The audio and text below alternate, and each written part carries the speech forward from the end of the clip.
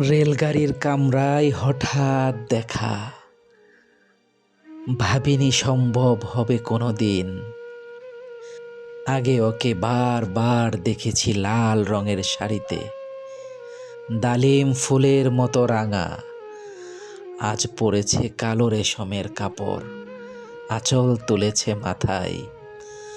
দোলন চাপার মতো চিকন গোর মুখখানি ঘিরে মনে হলো কালো রঙের একটা গভীর দূরত্ব ঘনিয়ে নিয়েছে নিজের চারদিকে। যে দূরত্ব সর্ষে ক্ষেতের শেষ সীমানায় শালবনের নীলাঞ্জনে। থমকে গেল আমার সমস্ত মনটা। চেনা লোককে দেখলাম অচেনার গাম্ভীর্যে। হঠাৎ খবরের কাগজ ফেলে দিয়ে আমাকে করলে নমস্কার। সমাজবিধির পথ গেল খুলে, আলাপ করলেম শুরু।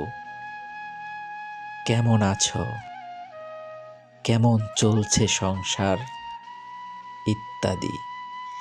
সে রইল জানালার বাইরের দিকে চেয়ে, যেন কাছের দিনের ছোঁয়াচ পার হওয়া চাহনিতে দিলে অত্যন্ত ছোট দুটো একটা জবাব, কোনোটা বা দিলেই না। বুঝিয়ে দিলে হাতের অস্থিরতায় কেন এসব কথা। এর চেয়ে অনেক ভালো চুপ করে থাকা। আমি ছিলাম অন্য বেঞ্চিতে ওর সাথীদের সঙ্গে। এক সময় আঙুল নেড়ে জানালে কাছে আসতে, মনে হলো কম সাহস নয়। বসলুম ওর এক বেঞ্চিতে। গাড়ির আওয়াজের আড়ালে বললে মৃদুস্বরে, কিছু মনে করো না। সময় কোথায় সময় নষ্ট করার। আমাকে নামতে হবে পরের স্টেশনেই। দূরে যাবে তুমি, দেখা হবে না আর কোনো দিনই। তাই যে প্রশ্নটার জবাব এতকাল থেমে আছে, শুনব তোমার মুখে। সত্য করে বলবে তো? আমি বললেম, বলবো। বাহিরের আকাশের দিকে তাকিয়েই শুধলো, আমাদের গেছে যে দিন একেবারেই কি গেছে, কিছুই কি নেই বাকি।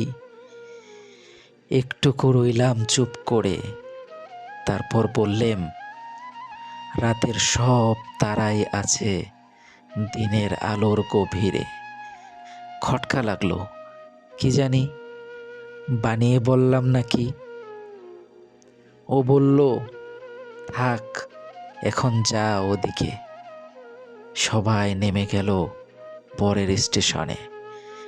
আমি চললেম একা, একদম একা।